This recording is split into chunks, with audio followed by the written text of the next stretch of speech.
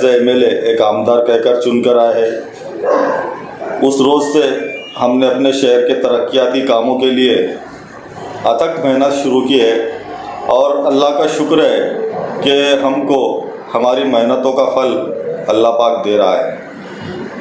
कई 100 करोड़ रुपए हमने अपने शहर के तरक्याती कामों के लिए मंजूर किए थे। अल्हम्दुलिल्लाह आज उसके काम भी शुरू हो चुके हैं। उसी तरह से अभी जो हमारा अधिवेशन चल रहा है जिसमें अर्थ संकल्पीय बजट पेश किया जाने वाला था, उस बजट में हमने हमारे शहर के तरक्याती कामों के लिए 95 करोड़ रुपए प्रस्तावित किए थे।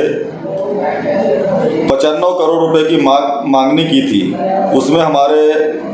45 करोड़ रुपए अल्हम्दुलिल्लाह मंजूर हुए, जिसमें कि जो हमारा हीरे मेडिकल कॉलेज है उसके अहाते में कंक्रीट रोड करने के लिए 10 करोड़ रुपए, उसी तरह से हीरे मेडिकल कॉलेज के वॉल कंपाउंड और क्रीड़ा मैदान के लिए 8.25 करोड़ रुपए, उसी तरह से जो पानी की टांकी वहाँ पर बनानी है उसके लिए हमने 2.25 करोड़ रुपए, ऐसे 20 करोड़ 55 लाख रुपए हीरे मेडिकल कॉलेज के लिए मंजूर करवाए हैं। उसी तरह से यहाँ पर जो हमारा RTO ऑफिस है वो एक किराए की जगह पर चल रहा था, उस बात को मद्देनज़र रखते हुए हमने उसका एक प्रस्ताव बनाया और जो जगह RTO ऑफिस के लिए मुख्तस की गई थी उस जगह के लेआउट वगैरह निकाल कर और उसका हमने प्रस्ताव तैयार किया और 2 महीने से हम लोग उसमें लगे हुए थे।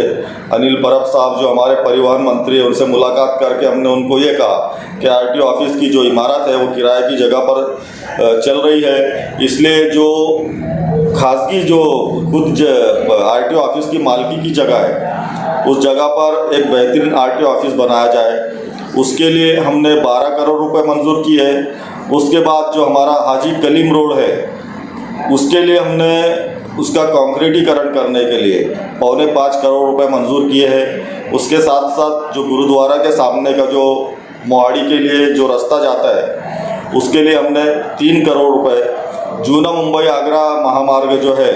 उसके लिए हमने 2 करोड़ रुपए मंजूर किए हैं। उसी तरह से 40 गाँव रोड जलाल शाह कब्रस्तान से लेकर लोकमान्य हॉस्पिटल तक उसके लिए 2 करोड़ रुपए, ऐसे कुल 45 करोड़ रुपए हमने ये अर्थसंकल्पीय बजट में अपने शहर के तरक्याती कामों के लिए मंजूर किए। उसके अलावा इंशाअल्लाह आइंदा हफ्ते में भी हम अलग अलग हेड से, जैसा कि ग्राम विकास हुआ,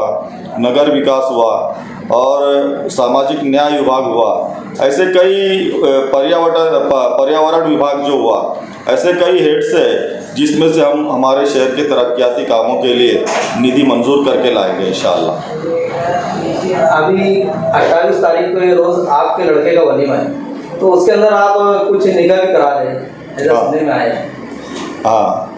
ये बहुत मुसर्रत के साथ आप लोगों को बताना चाहूँगा कि आइंदा 27 मार्च को जलगांव में मेरे लड़के शादाब का निकाह है और उसके दूसरे दिन यानी 28 मार्च को